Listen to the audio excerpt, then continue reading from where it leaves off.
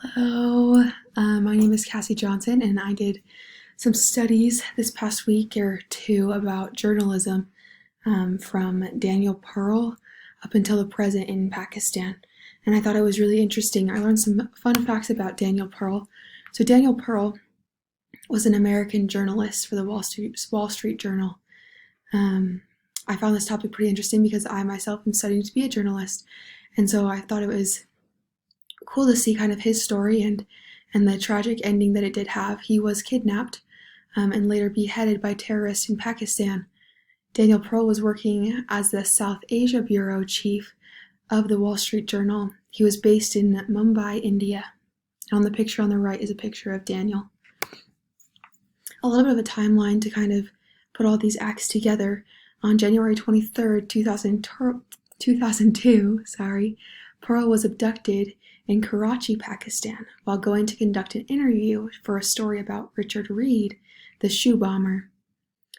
Then throughout January 23rd up until February 1st, demands are made and a ransom of about $2 million is placed on Pearl. The kidnappers begin to send ransom notes and photos of Pearl being held at gunpoint.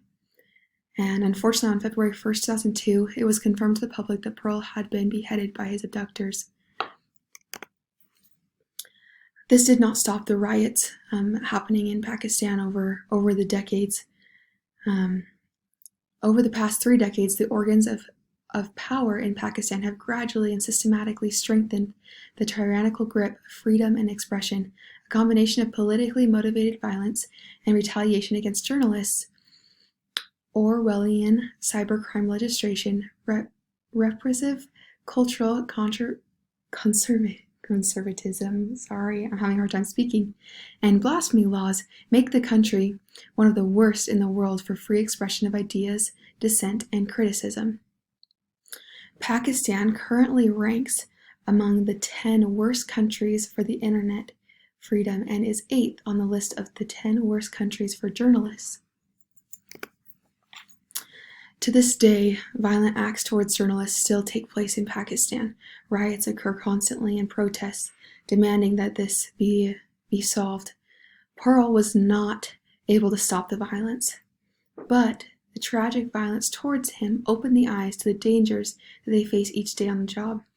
I found this very interesting as I was studying all the different experiences that people have had over time with journalism and the hatred that Pakistan and people have towards them for speaking the truth and for wanting to conduct these interviews.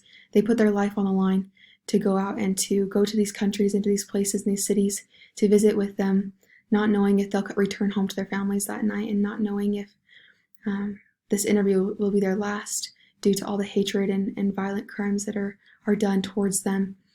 But I am grateful for what they do and the truth that they do speak and their dedication to Pakistan and to finding the truth.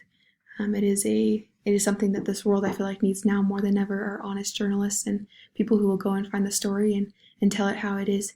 And so I really enjoyed studying a little bit about journalism, and it kind of opened my eyes as that's a career that I'm looking into and going into one day, of the dangers that each of them face every day as they go into these different countries and they seek to find that truth. So I hope you're able to learn a little bit from this, and if you'd like to learn a little bit more as well as I did, I found some of these sources that you can feel free to go to. They were great resources for me, and there are still to this day. They are acting on the trials and in the courts to find and to be able to help those that have had such a tragic ending as they did. So thank you guys for listening, and I hope you guys learned a little bit and our eyes are all opened a little bit more to the things that these journalists faced in Pakistan.